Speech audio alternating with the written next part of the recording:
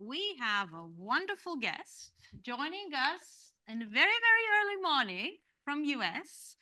Chenthuran Jayton, or Chenthu.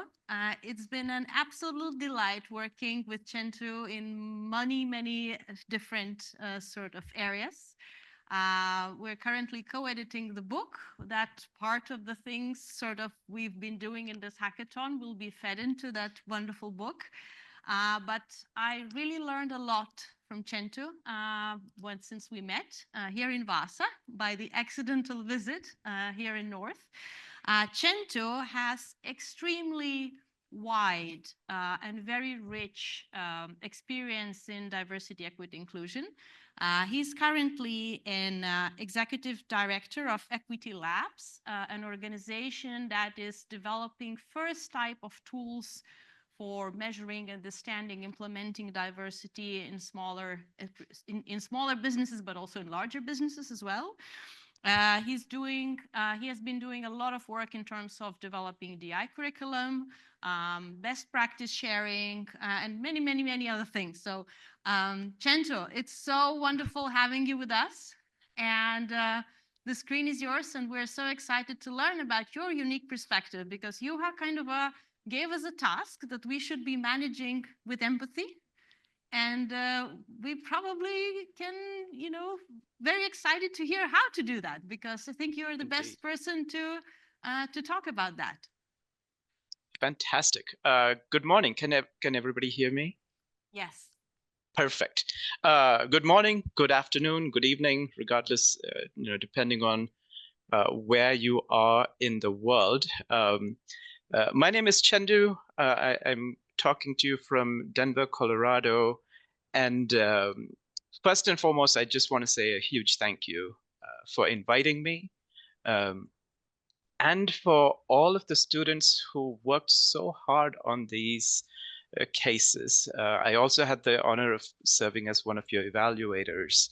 And I can tell you, I learned a lot from your thinking. So thank you from the very depths of my heart. So today, I'm going to talk to you all a little bit about kind of love as an organizational practice, right? And, when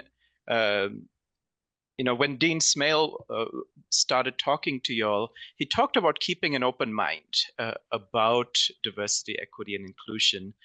And I'm here to tell you, yes, open mind and open heart. And what does that look like in an organizational setting? So next slide, please. So first, I want to start off by talking about probably one of the most prevalent kind of rhetorical traditions in the Western world, saying "I love you," right? Other than kind of salutations like hello and goodbye, or variations of that, one of the most often used phrases is saying "I love you," right?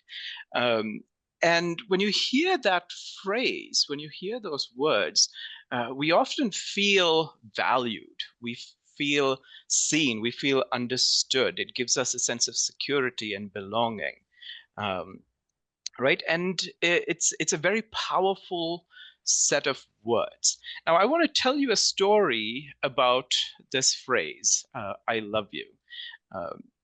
I love teaching. I love working with students.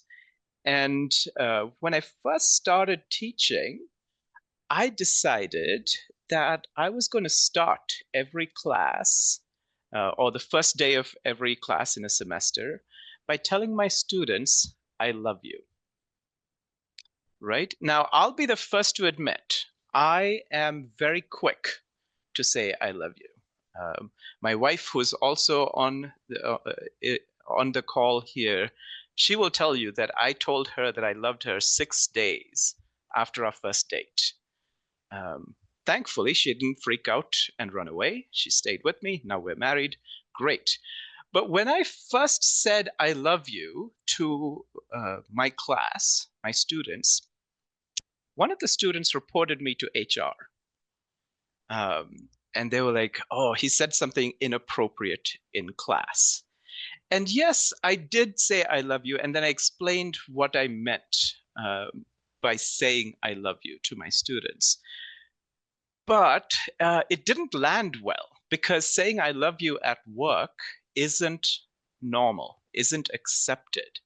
And so I want you to imagine, what does it say about us that we actively choose to spend about a third of our lifetime at workplaces or schools where saying I love you isn't welcome, right? Like these words that give us a sense of security and belonging and value is something we don't get to say or tell each other at work, right? So the reason why I bring this up is what that means for our workplace, right? So if you go to the next slide, now a loveless workplace can look very sterile, right?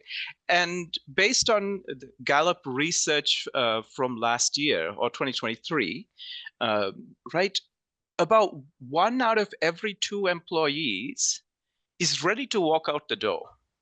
They will tell you, if I had the opportunity to leave, I will, right?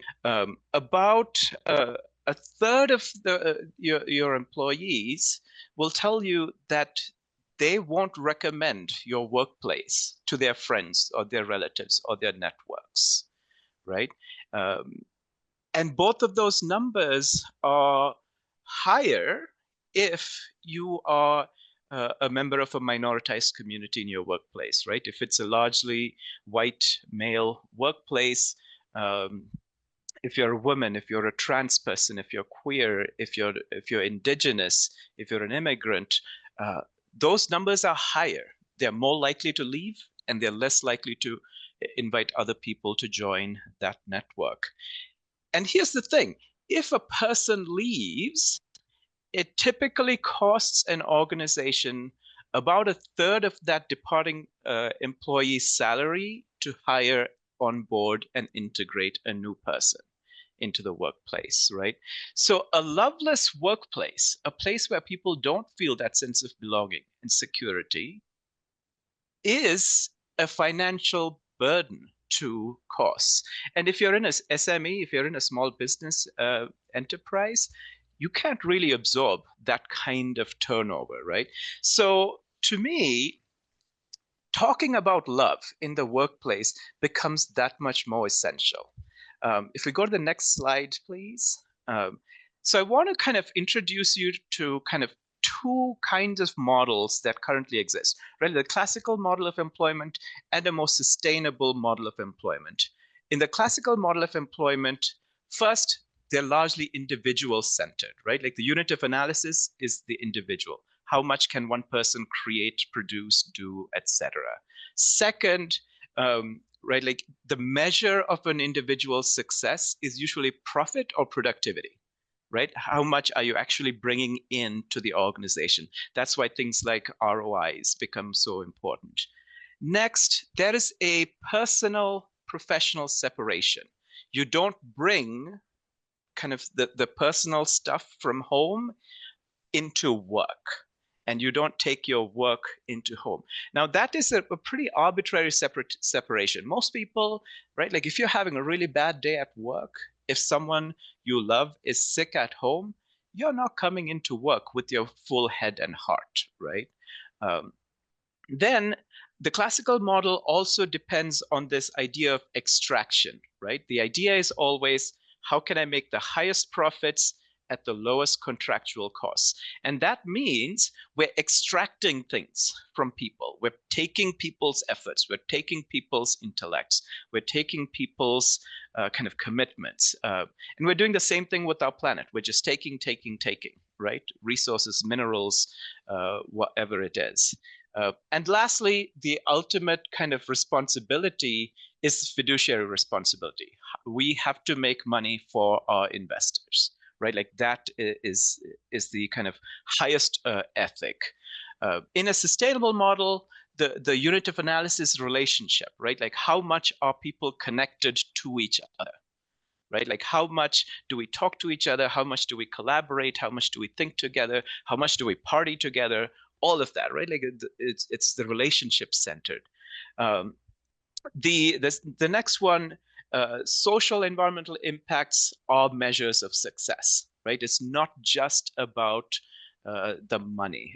Most of you have probably heard about the idea of the triple bottom line, right? So there is the the social, the environmental, and the investors. Like all three have to benefit, right? So the measure of success is different. And third, right, like there's a holistic view of the employee that if you're coming into work, you're coming in with everything you got, right? Like you don't get to leave your ADHD at work, or you don't get to leave your family at work. You don't get to leave your immigrant status when you come into work. And instead of the kind of extraction, the sustainable model assumes that investment and growth or investing in growth and change is the only viable pathway to continue the business to grow, right? Like if you keep taking and taking and taking, eventually you're going to run on empty. Eventually you're going to run out of a resource. But if you invest in growth and change and transformation, then you have a more sustainable kind of model. And finally, the kind of the ultimate responsibility is to remedy contemporary and historical injustice. The assumption being, right, like when we got to this place in our current moment in time, we've done a lot of harm, right? Like we've displaced people, we have kind of damaged our environment, we have pushed certain peoples to the margins. So part of a sustainable model is to say we are going to bring in all of those people back to the table that we have somehow caused harm to, right? A couple of years ago, Forbes put out this report that suggests there is about a $2.5 trillion economy that remains untapped because we aren't producing, distributing, or marketing to people in the margins, whether they're trans people, queer people, Black people, Indigenous people, people with disabilities, etc. We're not creating and building a world for them. So that means we don't get their money.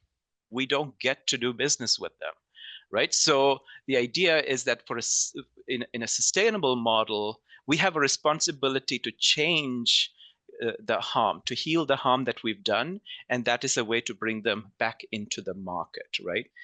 So next slide, please. So the idea is that this sustainable model is built on the idea of love. Right? This model is built on the idea of love. One of my favorite authors, Bell Hooks, describes love as the will to extend oneself for the purpose of nurturing one's own and another's spiritual growth, right? It's an extension, it's an active choice, it's a verb. We have to do something, we have to intentionally do it for the sake of bettering someone else's life. Right? And love is, yes, it's a verb, but it is also a really powerful political force, right? Imagine if when you are casting your vote, you're not voting just for yourself, but you're voting with the interests of all the people whose lives have been marginalized or oppressed historically. Right now, that vote has kind of magnitudes of power rather than just voting for yourself, right? So love is this powerful political force, and it is probably one of the most contagious ideas, right? It is capable of evoking an affective, an emotional response, and capable of inviting reciprocity. If I say I love you, and someone doesn't say anything back, it's really awkward, right? So the idea is that it has this ability to evoke reciprocal action. So when we talk about love, it's not just this kind of emotion you feel. It is an act, it has political force, and it has contagious ability. So how then do you bring love into the conversation? Next slide, please. Love always begins with a story. right? Storytelling is where we fall in love with people. And storytelling is how we know people are valued and seen. Um, and Earlier, Juha talked about kind of curiosity and empathy, and those are kind of key elements of storytelling, right? Like, in order to tell a story, someone has to invite the story. Someone has to ask a question, create the time and space for the story to be told, right? And then there is the actual act of storytelling, right? Like, what happened? Who are you? How does it make sense? How is the story resolved? The storytelling act happens, and then the audience have to receive the story, and they have to receive it with empathy, right? Like, they have to imagine themselves in that person's world, feel the feelings that they're feeling, and understand the world in the way that they do. And then once you have received that story, now you have a responsibility to act in their best interest, right? Like, that extension of the self to nurture another is responsible action that follows the empathic reception of the story, right? And next slide, please. And hidden in these stories, and you can do one more click if you can, please. Thank you. Hidden in these stories are the symbols that construct the larger idea of love, right? Like, what is love? And humans are symbol using, symbol interpreting human beings. We can't see a symbol and not think about what it means, right? Like, if we see snow, we're like, ooh, it's cold outside. If we see sun, like, yay, it's warm outside. Well, maybe not in Finland, because I know sometimes it's sunny and cold, right? But we can't see a symbol and not put them together into thinking this is what love is. So part of what I wanted to do was talk to you about how we construct the idea of a loving workplace using a whole bunch of symbols. Next slide, please. Right, so when it comes to designing a workplace, we can use a lot of symbols to start constructing the idea. Can you do one click for me? Perfect. Right, so there are all these symbols. It can be, you can convey love by paying someone or compensating well.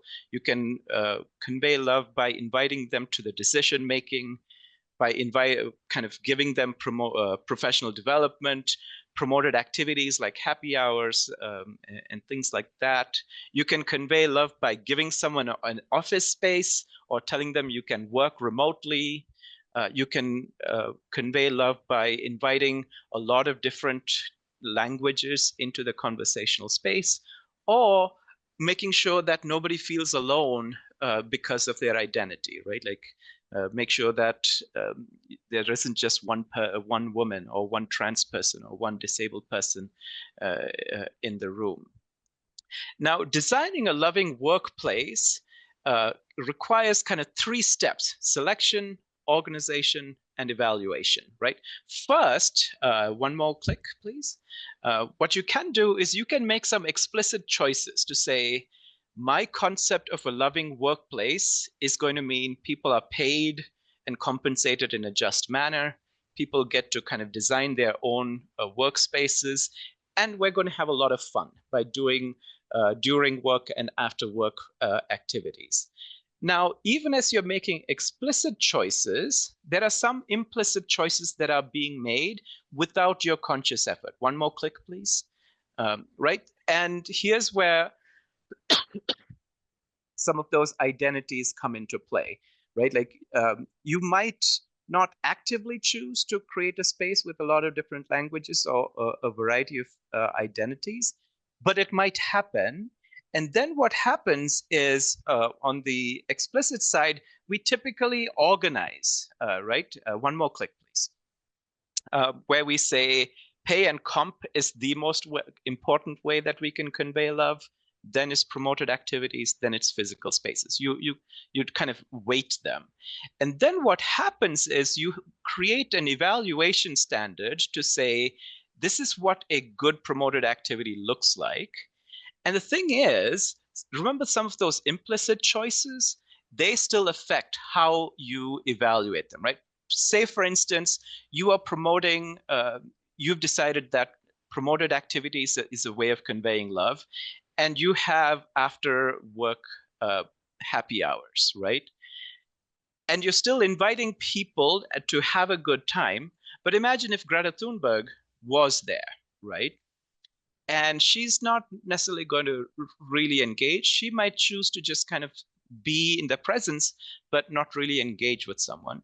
And then what do? We say, oh, she's not a good employee, right? So some of those implicit choices, those implicit evaluations might still impact how we construct this idea of a loving workplace. That's how bias works in constructing this. So I wanted to give you a framework for how to construct this idea of a loving workplace, right? They're almost always symbolically constructed. And what I'd argue is that that construction has to be deliberate and thoughtful.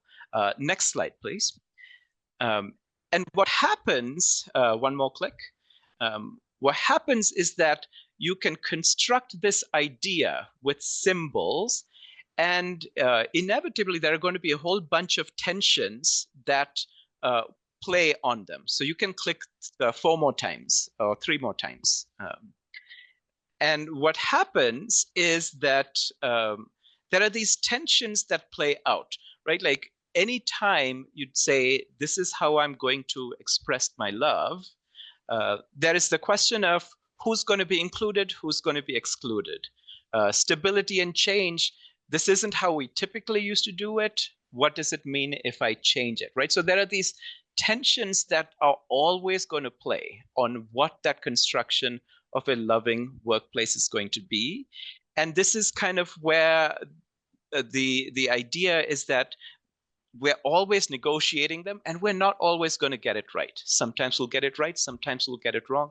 You have to be open to the idea that you might get it wrong.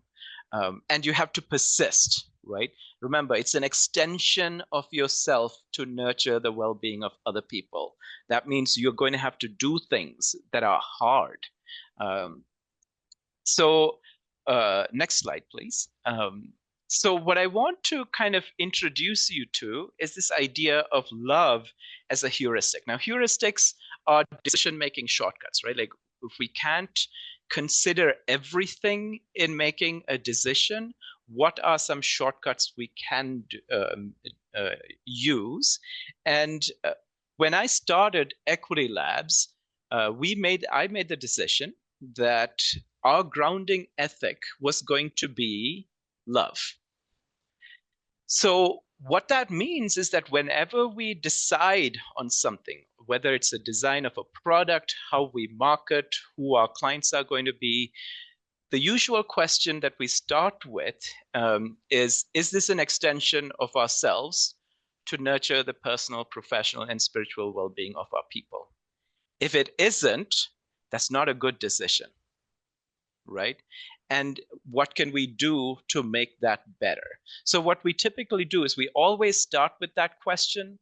We'll go through the decision-making process, and then we'll ask the same question again at the end to see if what we ended up with is in line with our ethic of love, right? So that's what using love as a heuristic looks and sounds like. Next slide, please. So what I want to leave you with is this kind of idea of love as a practice. When I first proposed this idea of using love as our ethic, someone asked me the question, if you are always extending yourself, if you're always giving of yourself to make everything else better, how do you sustain yourself, right? And my response to them was that because love has reciprocal power, is that if you keep doing that, everybody else is going to do the same thing, right? And what that means is that the kind of most basic instincts for human beings, which is self-preservation, is taken care of. right? Like I feel like I'm going to be taken care of by the people that I love because there's that reciprocal force. And that is kind of the liberatory kind of power of love. It allows you to not just think self-preservation. It allows you to kind of think and act in more creative ways, right? So what I'd like to invite you to do is to imagine what you would do for the people you love. And then imagine, could you do that for the people who are impacted by your work? Can you love them? Can you extend yourself and attend uh, to their to their well-being? And then finally imagine what happens if all of those people who are impacted by your work love you back. If all of those people who are impacted by your work love you back, what happens then? That is the path to sustainable organizational building, right? Because that way people start to invest in you. Now, when I started at Equity Labs, we had one client and less than $40,000 in revenue. In 3 years, at any given time, we have about 6 to 8 clients, and we have quadrupled our revenue, right? And we did that with love as our ultimate kind of guiding ethic. Why? Because the people that we invest in invest back in us. So in terms of for a small business, I would like to extend the idea that love is your ultimate hack. It is a radical idea. It is one that isn't always at the table, but it might be what brings us back out of this space of hate and division. So I want to kind of end my time with you today. Next slide, please. By simply saying, I love you, right? Like for me, the idea of waking up early in the morning, working through the weekend to evaluate your case study response, that is the extension of myself to nurture your well-being. So the question is, what are you going to do with my love for you? Thank you so much.